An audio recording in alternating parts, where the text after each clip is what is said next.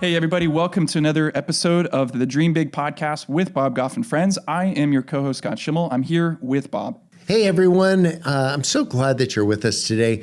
This will be a day where you want to just kind of get some warm tea, settle into a place, and listen to a good friend, Kayla.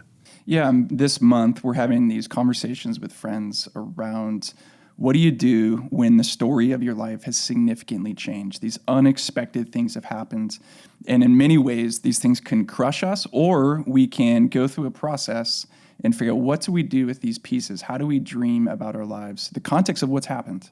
Yeah, none of us have detailed this probably, but you had an expectation of the arc of your life, what it would look like. And perhaps you would get out of high school. There might be an important relationship with you. There might be a marriage, there might be kids, there might be career. So we have these ideas of where that arc is, and then if the arc suddenly changes, and that happened for Kayla. She lost her husband, Drew, and she has some really profound things to share with us. And while it's a little bit of sobering discussion, I think these are the kinds of conversations we can have as a family. We've logged enough time over this last year and have spoken to enough people. I just really felt like Kayla's contribution would be an important one to the conversation. So pay attention as Kayla shares about what she's been going through, and pay attention to your own story of the losses and the things that you've been grieving, and how do we dream big in the midst of that? So thanks for listening in. Hey, everybody. We're with a friend, Kayla, today, and I'm just so glad to be with you. Thanks for making the drive to be here. I just love sitting 4 feet away from you. Thanks so much for having me. It's such an honor. It really is. It's just good being with friends and have conversations. You've been through quite a bit. Everybody has had interactions with pain and ambiguity and mental health issues that are so important to understand. And so I thought, what better guide along the line than a trusted friend? You're a voice in my life that I trust. And we've had some experiences together where I've learned to trust your voice more and more as I've seen the way that you've navigated some really hard times. Can you just give a quick overview for people that don't know you, what this past year or two has been like for you? Yeah, so Andrew was my husband, and we led a church together in Chino, California. And in 2017, our life was changed when Andrew started having panic attacks. And the panic attacks were very debilitating and happening very often, and we were seeing doctors and trying to get to the bottom of it. And in April of 2018, they just weren't getting better, and he landed in the hospital, and we all decided, enough is enough. This guy has been leading this large church and leading our church through a lot. His dad had passed away. He had stepped up at a very young age. He was leading a very big, growing church as well. And we had 3 little boys. So life was busy. Life was full. We thought, he's just tired. He needs to take a break. The panic attacks aren't going away. Let's figure out what's going on. So we put him on a sabbatical in April of 2018, and a few weeks later, he was diagnosed with depression. And I'll never forget sitting in the psychiatrist's office with him, and the psychiatrist said those words, "Your husband has depression." And I was so shocked and I was so stunned that I didn't say anything back. I just sat there, and we walked quietly to the car, and we got in the car, and I turned to Andrew and I said, "How did we end up here?" Like this big, strong, invincible man that had led our family through so much, led our church through so much, how did he end up with depression? And so from April through July, he rested and wrestled with depression and anxiety. And we were doing everything we knew to do to get him better. He was seeing a psychiatrist every other week. We were seeing a counselor together for 2 hours every week. He did solo trips by himself to go spend time with God and be in solitude. We did a 2-week road trip together, just the 2 of us, which is really hard to do when you have a house full of kids. And so we were doing everything we knew to do to get him better, and the doctors thought he was getting better. So he went back to work on August 1st of 2018 and hit the ground running, giving 2 powerful messages on mental health. He was using his own journey as the example, his own journey with depression and anxiety, and he gave out facts from the NAMI website and gave out the suicide hotline number. He was talking about things that aren't talked about often in the church, and the response was huge. I mean, people were so thankful that he was able and willing to be open and transparent about his own pain. And unfortunately, headed into the third weekend, he had a really awful day. There was a trigger, and it just caused this mental breakdown in him. And the next day, he attempted suicide, and we were all shocked. We thought he was getting better. He was back to work, back to the church. Everyone was so excited to have him back. The doctors thought he was getting better. Our family thought he was getting better. And it happened. Suicide happened. And so he ended up in the hospital, and we were running a bunch of tests. And unfortunately, the doctors said there was nothing that they could do. And on August 25th of 2018, he went to be with Jesus, and our lives are forever changed. Yeah, the pain that you experienced, particularly having identified, here's a problem, and then taken the steps that seems like the right steps to take, and then a sermon series about identifying these things. It seems like there's an awareness there. Did this just totally catch you by surprise? Shocked. I feel like I'm still reeling and still shocked and still wake up and have to pinch myself and say, wow, this is my life. Do you play that through in your mind, the things leading up to this, and to say, now you've got these 3 beautiful kids, and they are full of spunk, and I just love seeing them run around because they have no break. It's all gas. How has that felt for you? Not only the loss of your husband, but then a pretty big shift in the arc of what you thought your story would be.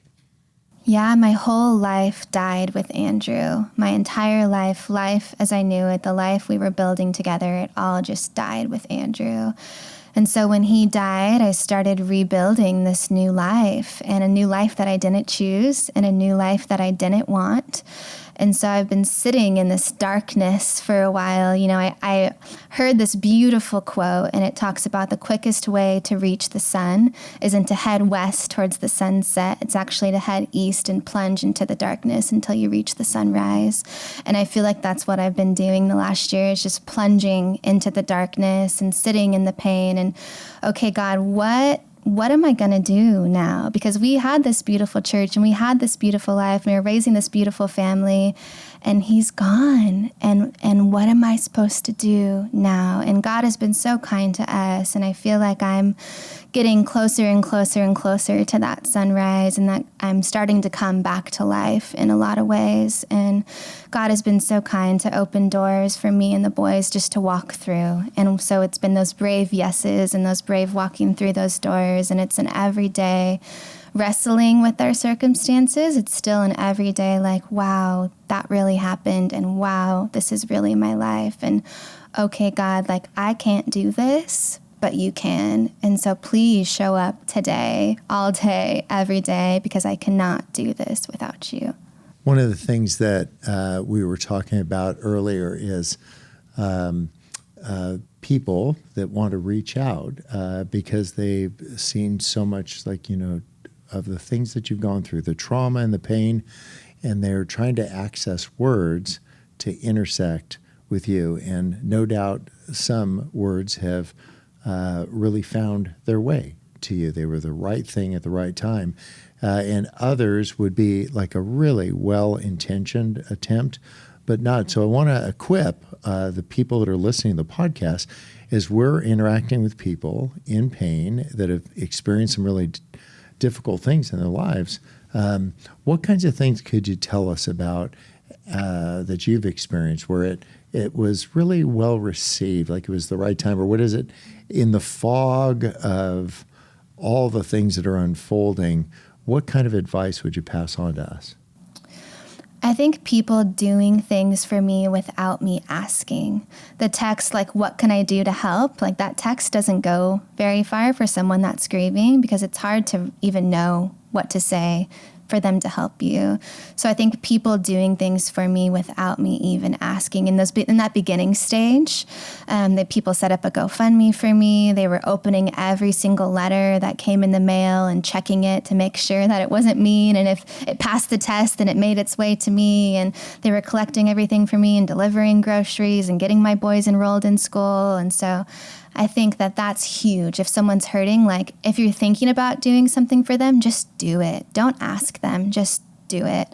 And I also think just sitting with people in their pain. Like if someone's hurting and they're grieving, like their pain is so overwhelming, all they want you to do is just sit with them in it. You don't even have to say anything. You can just sit next to them and say, hey, I know it sucks.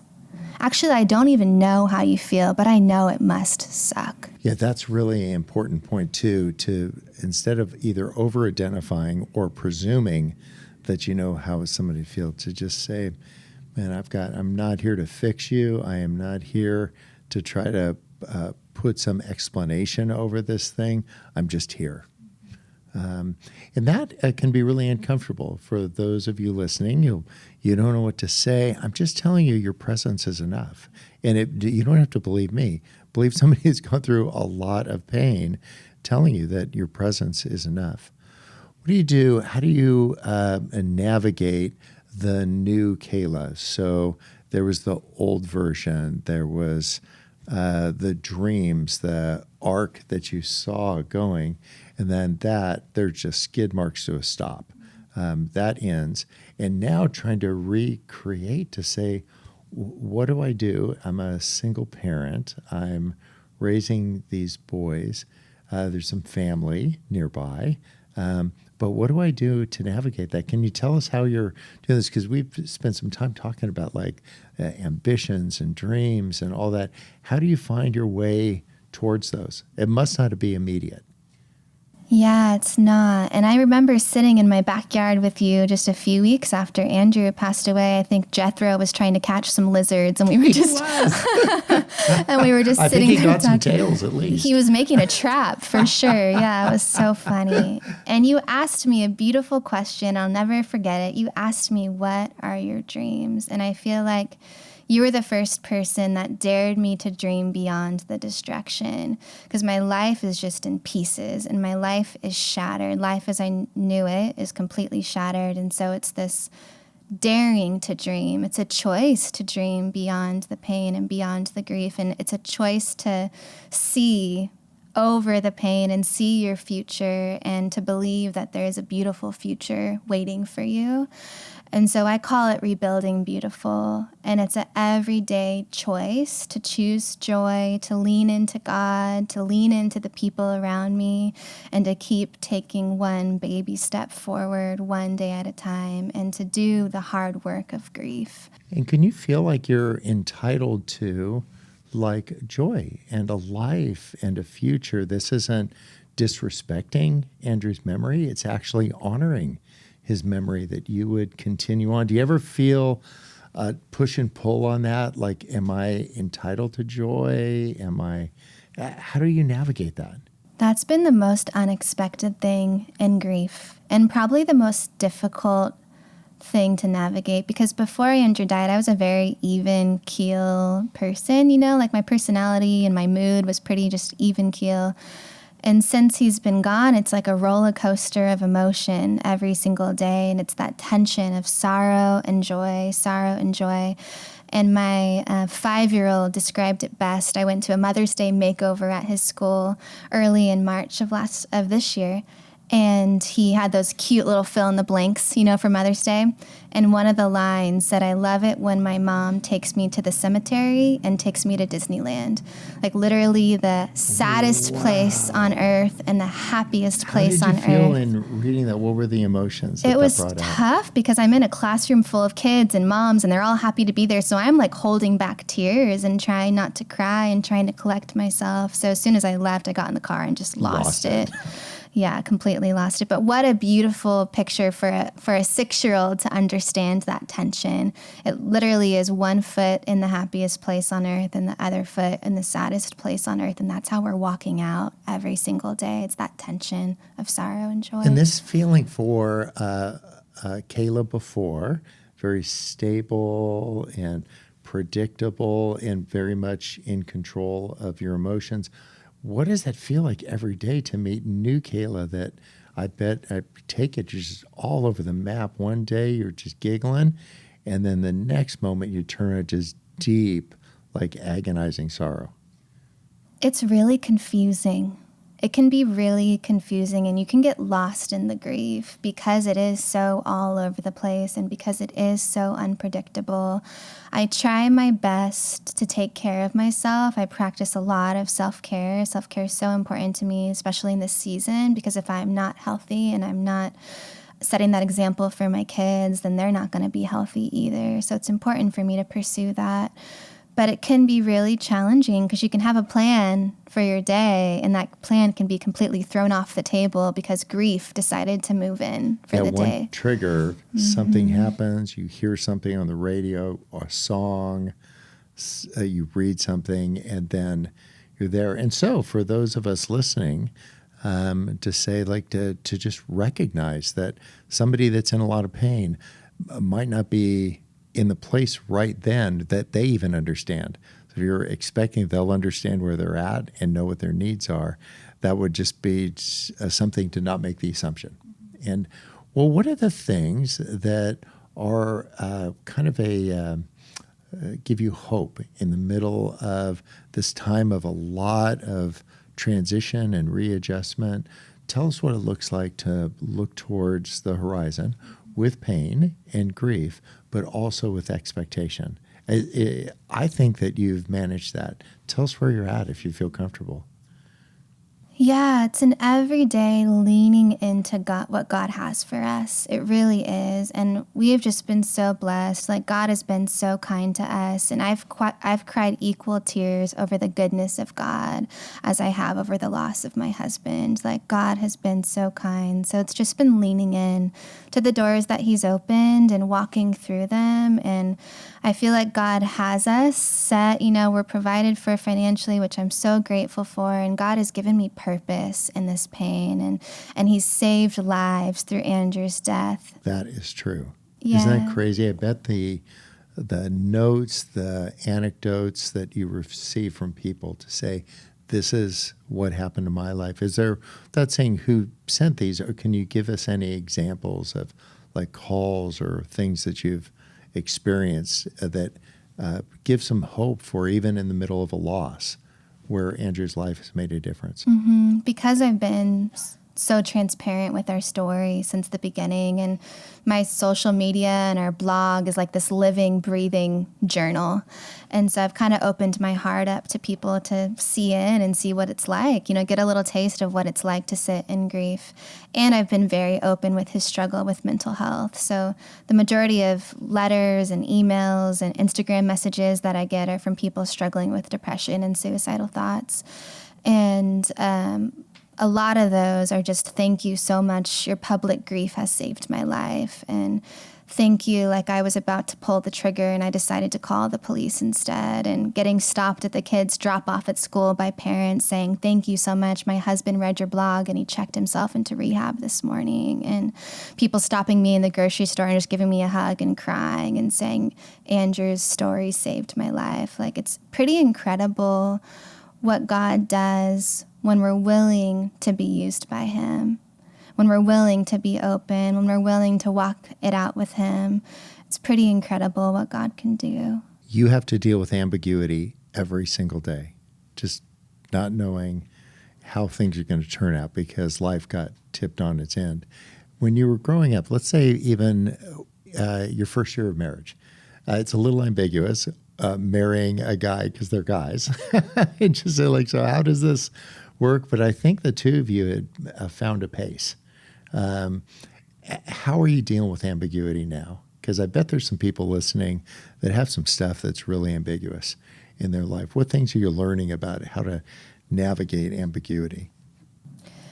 It's all up in the air. It really is. And I feel like I kind of knew where I was headed and what I was doing this last year. Like, God made it really clear what I was supposed to do. So I was working on that, and I just finished that. So now I'm like, okay, what's next? And so the week to week looks different. Sometimes it's doing a podcast like this. Other times it's speaking somewhere, encouraging people. And sometimes I'm just at home, or I'm at the beach with my friends. So I feel like the dust is still settling, and I'm having to be okay with the ambiguity. I'm having to be okay with it just being up in the air and resting in the fact that God's going to make it clear what's next and that he'll open those doors that I will walk through. And so it's just, I feel like I'm in a waiting season of, I have all these ideas of what could be next. Maybe I'll go to school, and will I get remarried one day, and will I be living in the house we're living in forever? Like, all those things are all up in the air, and I have no idea what the future looks like. But I do know that God will make it clear, and that I'll just have to walk through the doors that he's going to open. So it's just sitting in that and being okay with being flexible. We want you to know about a really special 3-day event coming up in May 19th through 21st. You already know all about the Dream Big live workshops. Well, by popular demand, we're going back to Waco, Texas. Yeah, it's the epicenter of Chip and Joanna Gaines, and with everything they've dreamt of for that town as the backdrop, you'll be guided by Bob through the Dream Big framework. Whether you already know what your big dream is or you need help figuring it out, this is the perfect opportunity for you to define it, declare it, and unleash it to the world. So go to dreambigframework.com/workshops to get more information and sign up. Reserve your spot quickly.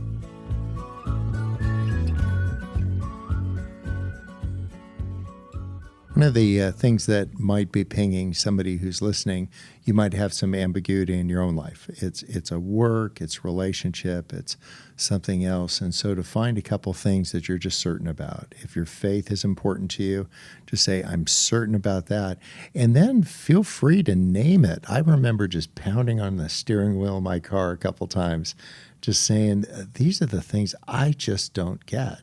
That idea of like crying out to God to just say, but name these things instead of like kind of a fog of ambiguity and feeling unsettled, to actually start calling these things out, to say, these are the 5 things I'm feeling most vulnerable about right now. And there's something beautiful by calling them out, then they don't just have a blur of just uncertainty. You actually know these are these 5 things, and the list might get longer or shorter, but calling those out, because then you can go to a friend who isn't going to try to fix you and say, hey, here are 5 things. I'm just puzzled. I'm not looking for an answer. I'm looking for a friend. And have you had some people that you've pulled around you kind of on the inner circle to say, we can just keep it super real and super private right here? I do. I'm so thankful. I feel like my relationships with my friends went so deep, so fast after Andrew died. And they've just been surrounding me and the boys, and I'm just so grateful. They're cheering me on with the wins, and they're sitting with me in the losses, and they're calling me and texting me still to check in, which has been so beautiful, because sometimes when someone passes away, the flurry of phone calls and text messages is a lot right away, and then it kind of tapers off. But my friends have been so great, and they've continued to be there for me now a year later. And don't even feel like, if you're listening, like you need to come up with a paragraph and be Hemingway. Like most of our text messages are just like one balloon. I'll send you one. You'll send me one. Yeah. But it's just like lifting you up, girl. Totally. That idea of sometimes we don't know what to say, so we opt for nothing. And there's a time for not saying thing, but to just let people know, I'm with you, I'm thinking about you, I'm lifting you up. And there's something really healing about that, to know you're not alone. Tell me what happens at 2 a.m. when you wake up. It's always gray water for me. I've never woken up at 2 a.m. and thought, I've won.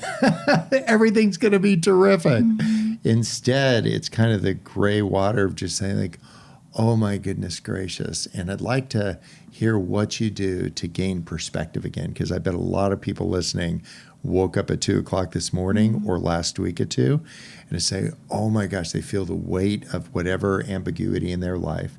Tell us what you do as a practical matter just to center yourself again, to say these are the truths in my life. I'm separating out the things that are false, the things that are not coming from God. It's a practicing gratitude It's a declaring out loud the things that I'm grateful for. I'll find myself doing that at 2 a.m. or 5 a.m. or throughout the day. Like, God, thank you for my home. Thank you for my boys. Thank you for the smallest things. It can be a really small thing. You know, thank you for the coffee, the warm coffee that I had this morning to wake up with. And practicing gratitude and saying the thankfulness out loud really helps with the pain, because it reminds you, it puts it in perspective, all the things that you do have, because it can be so easy to focus on what's wrong and what was taken away. So to sit in the gratitude of, wow, I have all of this and I'm so grateful, that really grounds me and really helps me to just be reminded of all that I do have. Yeah, that's beautiful. And then not to be afraid to call out your pain. When you go to the doctor and you've twisted your ankle, they'll touch you here and say, does it hurt here? You say like, nope. And they'll say, does it hurt here? And you go like, nope. And then they'll press this thing, does it hurt here? And the answer is yes, because you just went through the ceiling, right? So to understand, be self-aware enough to say, this is actually where it hurts.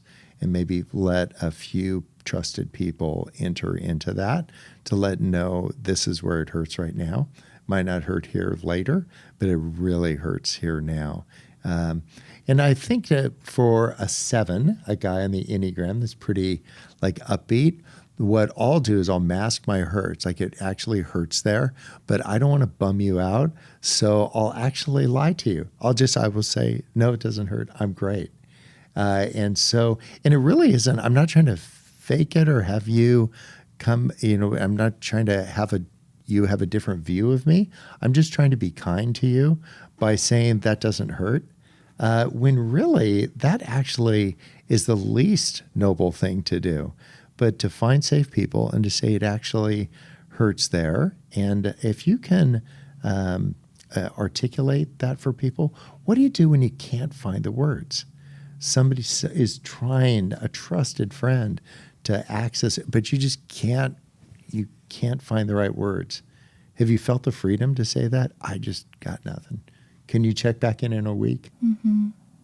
Yeah, I think so. I think I sit in the pain often, and I wear my emotions on my sleeve, so my friends usually can tell. In a minute, they will walk in. Yeah, like, oh, she's having a bad day, or she's not okay. And they'll just hug me, and they'll just say, I'm sorry, and I'm with you. And that's all I need, is to not, because it can be, pain and grief can be so isolating. You can feel like the only person in your circle that's going through it. And so to have friends that just say, hey, I'm with you and I see you. And to be okay with not having to describe how it feels, but just to have that, like, I see you and I'm sorry. And letting your friends know your tells, Mm-hmm. like just like in poker, this is your not having the stiff upper lip or being courageous through those, because you're all of those things. But boy, I'd trade all that for real.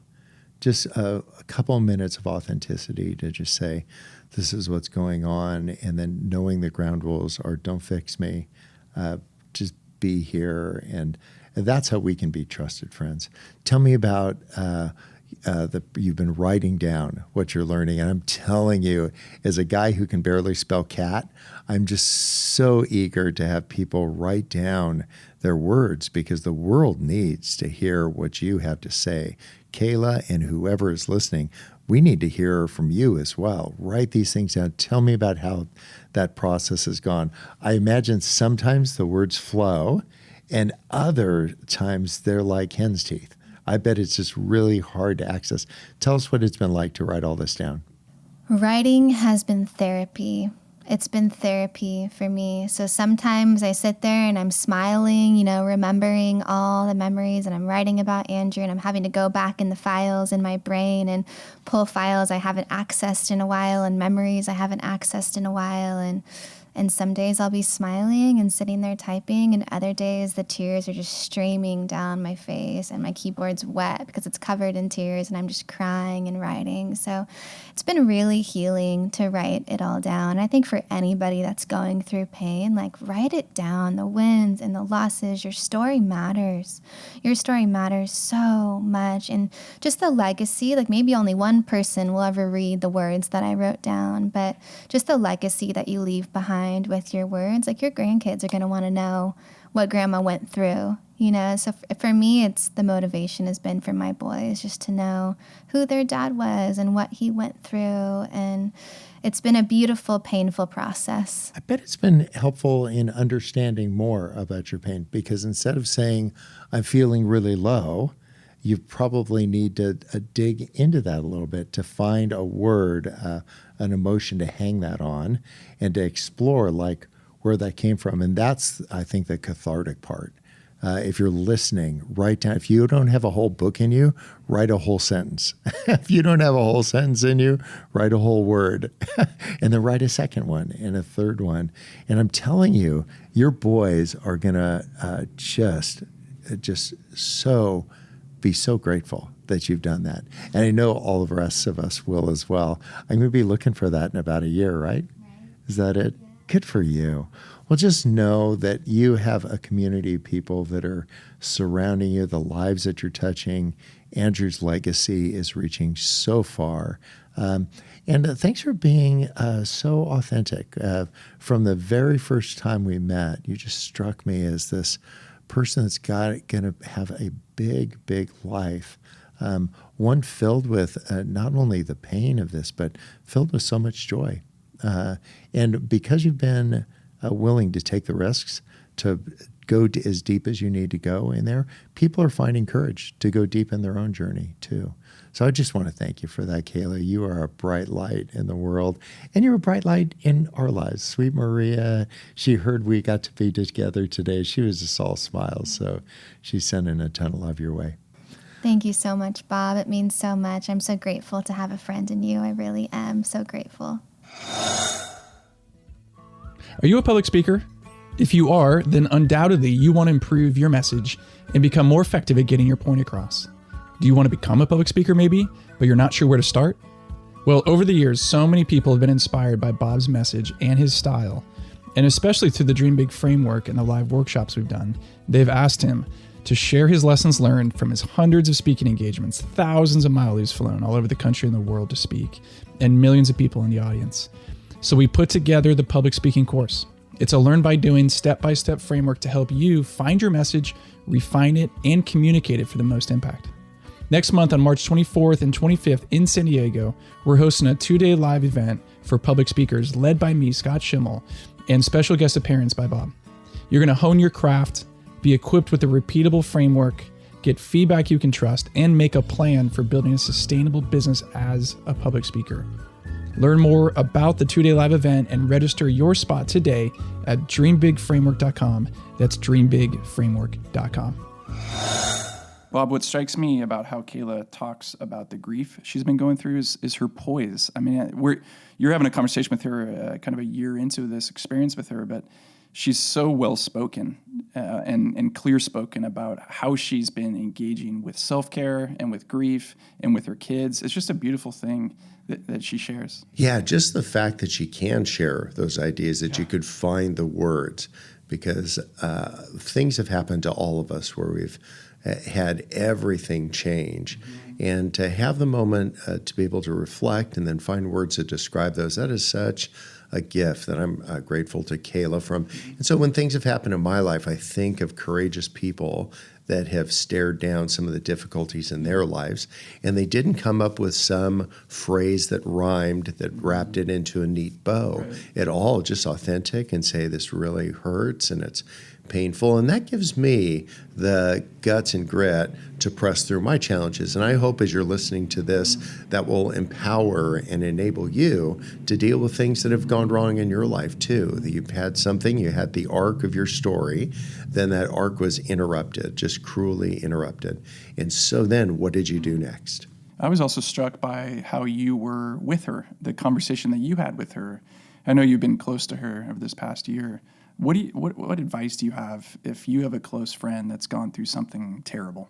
I know in our earliest conversations after the tragedy, there were just not a lot of words spoken. Mm-hmm. And so sometimes just being with people rather than trying to fix it or saying something will just come across as trite or inauthentic or out of touch. And so sometimes to just be within 6 feet of somebody, that's it. Just your presence is enough. And so sometimes we feel, because we're all a little bit insecure, and we're trying to find a way to deal with our own insecurities in the middle of a difficult circumstance. But just rest assured that just being with people and grieving with them, and not trying to come up with an explanation for things that we probably won't understand this side of heaven.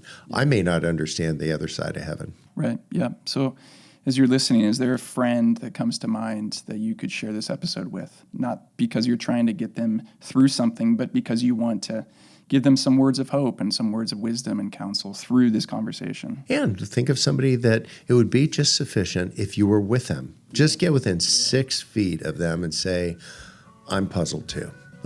I've got nothing to say. I'm just with you. Yeah. And I'm not moving. Yeah. Well, thanks, Bob.